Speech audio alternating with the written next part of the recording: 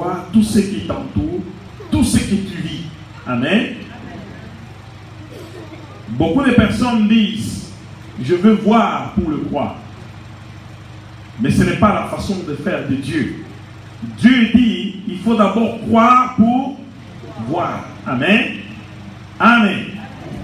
Dieu dit qu'il faut d'abord croire pour voir par la suite.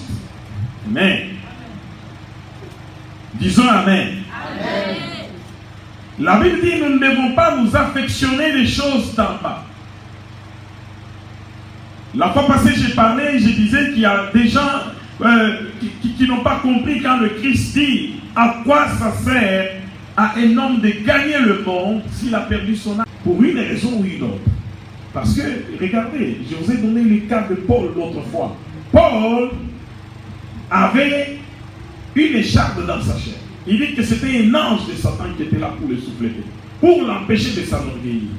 Mais Paul, pourquoi, quand Paul prie 3 fois, il prie, il dit 3 fois j'ai prié l'Éternel pour l'écarter. Mais il m'a dit, ma grâce te suffit.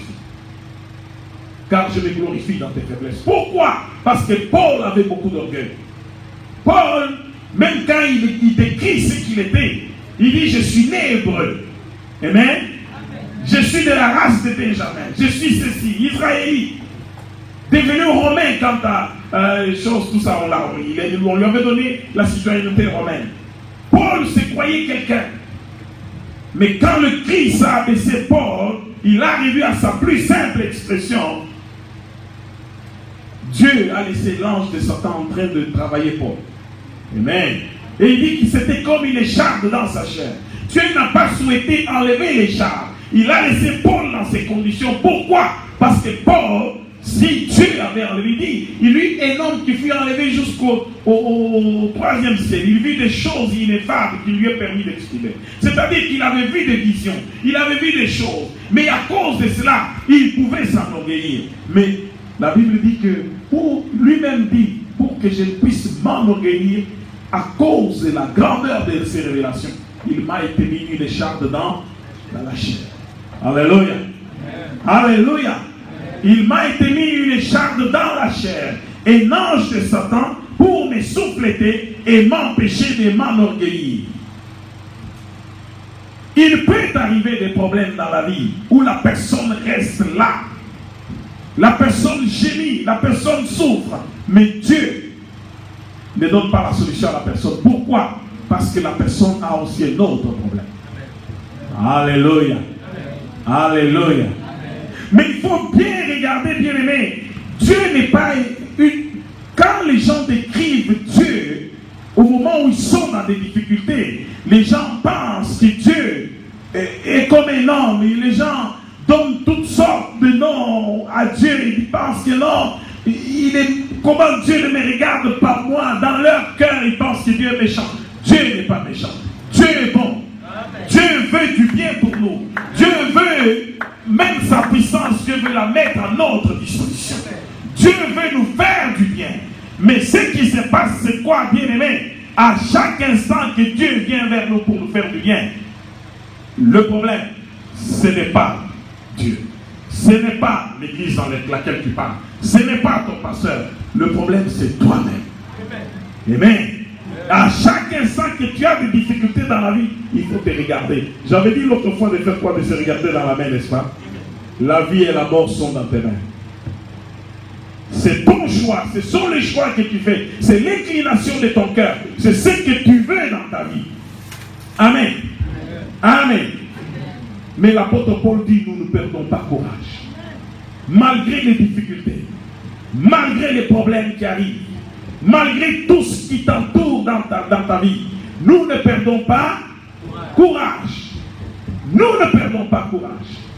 Nous sommes là parce que nous ne regardons pas aux choses qui sont matérielles, aux choses qui sont visibles, aux problèmes qui nous harcèlent. À chaque instant, la fois passée, je disais que beaucoup de personnes ont leur regard sur la montagne. Quand est-ce que la montagne va s'effondrer? Et d'autres regardent la muraille qui les entoure. Si les enfants d'Israël regardaient la muraille de Jéricho, ils n'allaient même pas bouger. Parce que la muraille était effrayante. Amen. La Bible dit que Jéricho était barricadé et fermé. Personne n'entrait, personne. Les choses de la foi sont simples. Les choses de la foi, c'est question, bien aimé, ou tu crois ou tu ne crois pas. C'est l'un ou l'autre. Amen. Alléluia.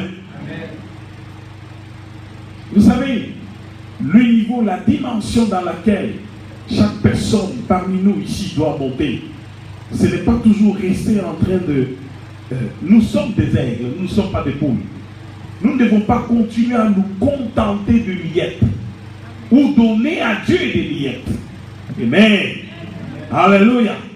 La manière de s'accrocher à Dieu, bien aimé, il y a des personnes qui aujourd'hui sont chaudes de bain. Quand tu diras comme Pierre, à qui irai-je? C'est toi qui possèdes la parole de la vie. Là, les bonnes choses vont commencer. Amen. Amen. Les difficultés, tu les auras toujours dans la vie. Pierre a posé la question, mais qu'en est-il de nous? Nous avons tout abandonné pour te suivre. Le Christ lui répond, il dit quoi, Pierre? Il dit, il n'est personne qui ait laissé son père, sa mère, ses parents, ses enfants, sa maison, pour venir me suivre, qui ne puisse obtenir tout cela dans ce siècle au centuple, mais avec les persécutions.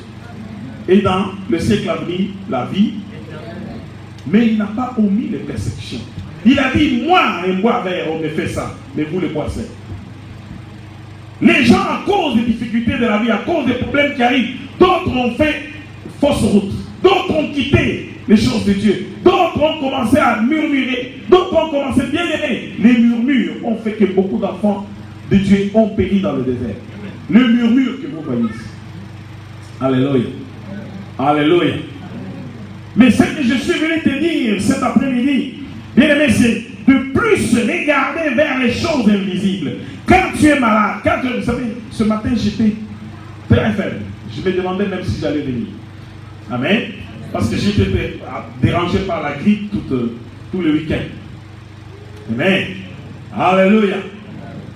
Mais quand tu regardes aux choses invisibles, quand tu vois la grandeur de ton Dieu, quand tu sais qui est Dieu, bien aimé, il n'y a personne alors dans ce monde qui pourra te décourager, mais qui pourra bloquer ton avancement. Amen. Parce que tu auras compris que tout ce que tu cherches, c'est la gloire éternelle de notre Dieu. C'est pourquoi il a dit, cherchez d'abord le royaume des cieux, et le reste vous sera donné par suite. Quel est l'amour que tu manifestes pour Dieu? J'avais expliqué l'autre fois que Dieu n'a pas besoin qu'on vienne lui donner des miettes. C'est-à-dire, vous savez, nous tous, on a été à la fête, n'est-ce pas? Il y en a d'autres qui ont dit non, ils ne peuvent pas. Alléluia. Mais si j'avais dit qu'il y a une autre fête tout de suite après, les gens allaient entrer dans la fête. N'est-ce pas? Disons-nous la vérité, n'est-ce pas? Alléluia. La dimension, le niveau de l'amour que tu manifestes pour Dieu va t'amener d'aller en profondeur avec Dieu. Et il faut aller de profondeur en profondeur avec Dieu. Et si nous arrivons dans une dimension, nous abandonnons, nous arrêtons de donner des miettes à Dieu, bien aimé, notre vie va changer. La façon de faire va changer. Et la dimension spirituelle que nous allons atteindre sera tellement grande.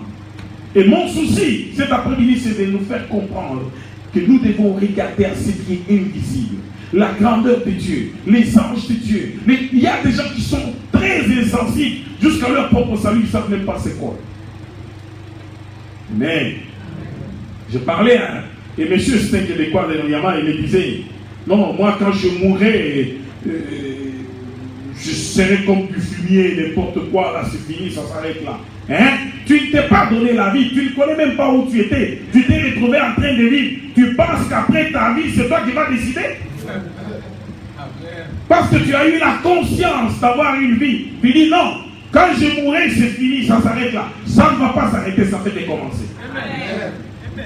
Alléluia. Ça ne fait que commencer. Quand on vous dit que les trônes, les dominations, les autorités, toutes ces choses, il y en a dans le monde invisible, il y en a dans le monde visible. Amen.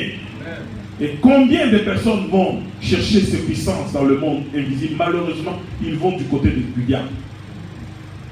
Alléluia. Mais quand tu vas leur parler des choses du royaume des cieux, ils vont te dire non, là-bas ça traîne. Mais le Christ dit, à quoi ça sert à un homme de gagner le monde s'il a perdu son âme? L'âme n'a pas de prix à comparer avec. L'âme est au-dessus. Quand il dit, à quoi ça sert à un homme de gagner le monde, c'est-à-dire même si on te donnait le monde entier, on met le monde entier sur une balance, avec ton âme pèse lourd. Ton âme n'est pas comparée aux choses du monde. Mais combien de gens vendent leur âme pour une bouchée de pain?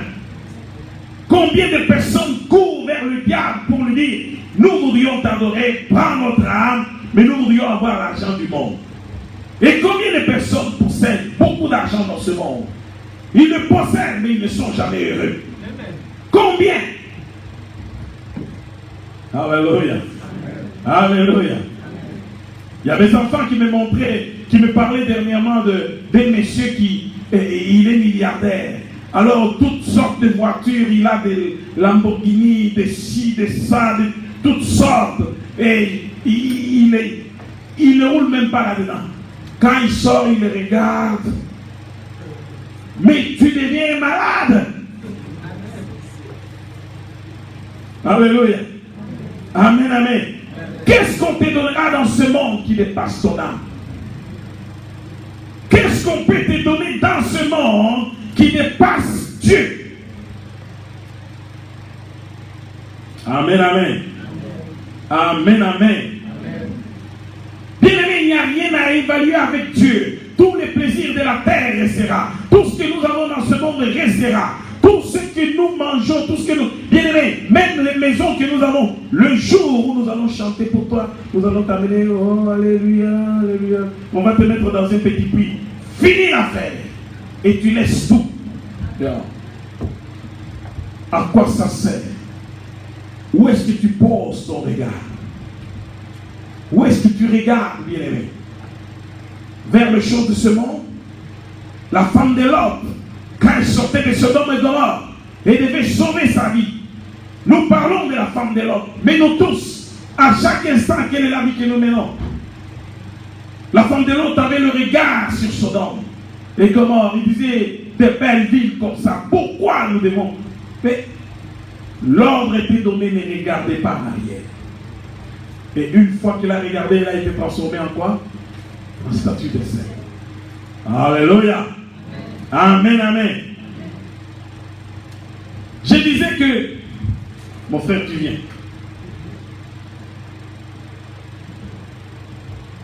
Frère Audrey, viens aussi. Alléluia. Est-ce que je peux avoir quelqu'un d'autre?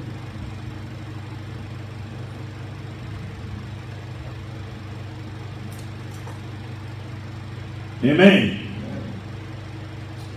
Ça, c'est la sœur Tachina. Amen. Ça, c'est la sœur Tachina. Mais si Tachina comprend qu'elle est d'abord esprit, possédant une âme, vivant dans un corps, Tachina a gagné. Pourquoi? Parce que Tachina va développer sa partie. Amen. C'est lui, c'est la partie spirituelle qui est en contact avec les choses de Dieu. Je me fais comprendre. La partie corporelle est en contact avec le monde, avec les choses du monde. On se comprend. L'âme fait l'union entre l'esprit et le corps. Mais maintenant, qu'est-ce qui se passe?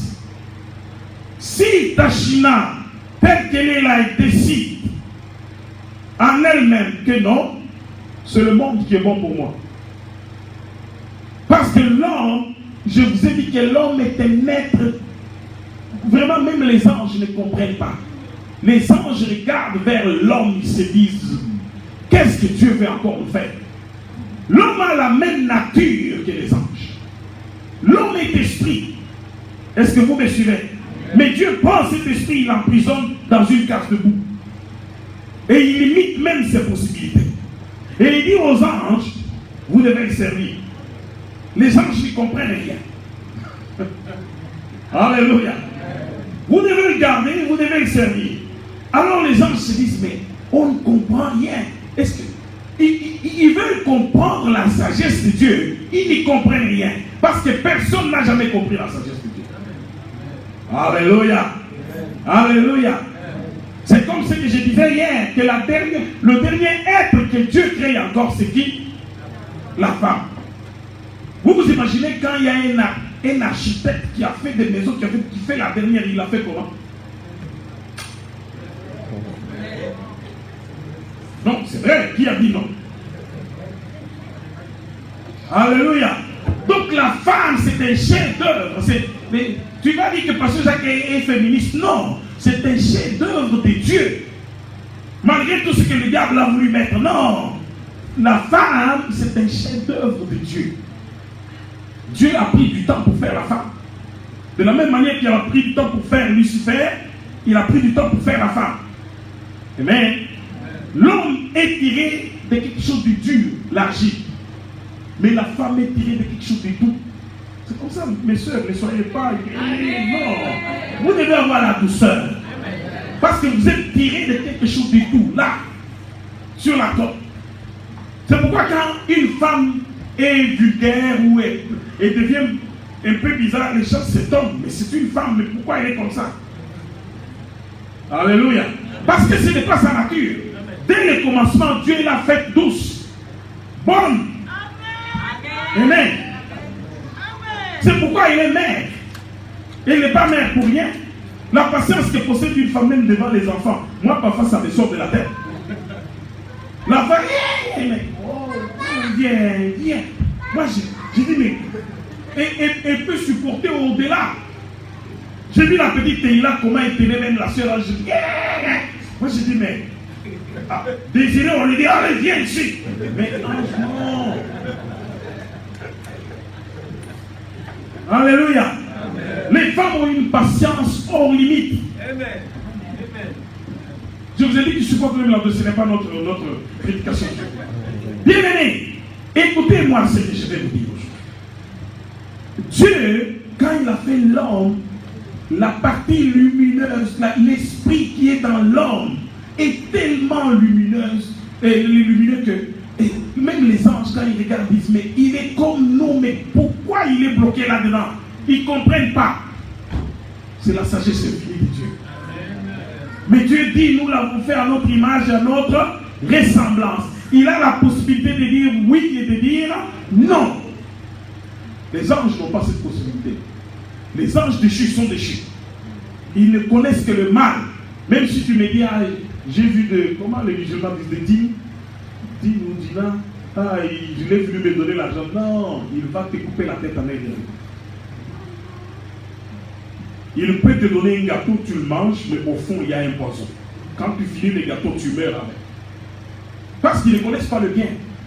Mais les anges de Dieu ne connaissent pas le mal. Mais l'homme, lui, il a la possibilité de choisir le bien et vous me suivez très bien. Maintenant, bien-aimé, pourquoi j'ai donné cet exemple? Quand Tachina aura compris que je suis un esprit ayant une âme et habitant dans un corps, Tachina va chercher à ce que sa partie spirituelle puisse se développer. Il va chercher le contact avec sa partie spirituelle. Tachina ne va pas rester toujours en train, excuse-moi le terme, de manger avec les poules. Il va comprendre que je suis un aigle. Est-ce que vous me suivez bien? Il y aura un moment où je dois m'envoler et partir. C'est pourquoi de bébé spirituel, il t'est demandé de devenir grand adulte en esprit. Ne continue pas toujours à t'affectionner des choses matérielles, des choses du monde, des choses qui n'ont aucun sens. Quand on te retrouve dans le monde, oh, là je suis heureux. Mais quand on te retrouve dans les choses spirituelles, tu n'es nulle part. Ça ne marche pas comme ça. Alléluia. Alléluia. Beaucoup ont laissé ce monde et sont partis. Personne ne peut gagner le monde. Beaucoup l'ont laissé, ils sont partis. Ils n'ont rien amené de ce monde. Mais ce que tu auras spirituellement, tu vas l'amener avec toi. Celui qui sème pour la chair, moissonnera pour la chair la corruption, la mort. Mais celui qui sème pour l'esprit, moissonnera pour l'esprit la vie éternelle. Alléluia. Amen, amen. Sème pour l'esprit. Parce que la Bible déclare, là où sera ton trésor, là aussi sera ton cœur. Le voleur ne viendra pas percer, ni voler, ni faire quoi que ce soit. Regarde aux choses invisibles. Les anges sont vrais. Amen, amen. Amen, amen. Le Christ est venu pour que l'homme puisse comprendre que son âme a du prix. Lui-même, il a donné sa vie pour ton âme. La vie d'un fils de Dieu, il l'a donné pour toi. Pourquoi tu t'affectionnes aux choses du monde? Vous savez, les psychologues, amen, amen, les psychologues, les gens qui sont scientifiques, ils ont compris ces choses. Ils parlent du ça, du moi et du surmoi, n'est-ce pas? Vous me suivez bien? Quelqu'un qui est dans le ça, c'est quelqu'un qui est toujours dans le matériel. Qui est toujours là. Tu m'as insulté, je vais aussi t'insulter. Tu m'as frappé, je vais faire. Mais il ne voit pas que derrière quelqu'un qui le frappe, il y a un esprit. Il ne voit pas que derrière quelqu'un qui l'insulte, il y a un esprit. J'ai vu des gens s'acharner sur moi, m'insulter, même dire des choses. J'ai pris pour ces gens. Le jour que ces gens changent, tu vois, ils deviennent de très bonnes personnes. Pourquoi? Parce que c'est l'esprit. Le Christ dit, la chair ne sert de rien, c'est l'esprit qui vivifie. Est-ce que vous suivez? Vous me suivez très bien. C'est l'esprit qui vivifie. Quelqu'un peut être même arrogant, mais quand on prie pour la personne, on prie. L'esprit qui dérange la personne, une fois qu'il part, la personne devient bonne. C'est pourquoi la Bible nous dit, nous ne luttons pas contre la chair et le sang. Nous luttons contre les dominations, les autorités, les principautés. Amen. Contre les puissances éternelles, contre les démons dans le lieu céleste. Nous ne luttons pas contre la chair et le sang. C'est pourquoi tout ce qui est visible, même ton corps, tu peux te regarder et dire, je suis belle, hein? Je suis beau. C'est passager. Ça passera un jour. C'est pourquoi vous voyez quelqu'un qui est très beau ou qui est très belle, du jour au lendemain, quand elle devient vieille, elle commence à regarder. C'est pourquoi nous disons les gens qui se marient épousent le cœur. N'épousent pas le corps. Le cœur. Amen, amen. Amen, amen. Ce qui est visible est passager. Mais ce qui est invisible est éternel. Alléluia. Alléluia. Bien-aimé, l'homme animal ne comprend pas les choses de l'Esprit de Dieu. Peux-tu dire avec moi, l'homme animal ne comprend pas les choses de l'Esprit de Dieu. Mais l'homme spirituel comprend tout. Il suffit que quelqu'un ouvre la bouche pour que je comprenne qui il est. Quand la personne parle, parfois je regarde comme ça, je souris, mais je sais, ça c'est un homme qui est insensible à l'esprit. Insensible aux choses spirituelles. Parce qu'il parle comme un homme animal. L'homme animal, c'est ce que l'apôtre Paul dit, l'homme animal. Ça ne vient pas de moi. Tu vas dire, ah, pasteur est en train de dire qu'il y a des hommes qu'on appelle des hommes animaux. Non. Quelqu'un peut lire dans 1 Corinthiens 2, 14 à 16.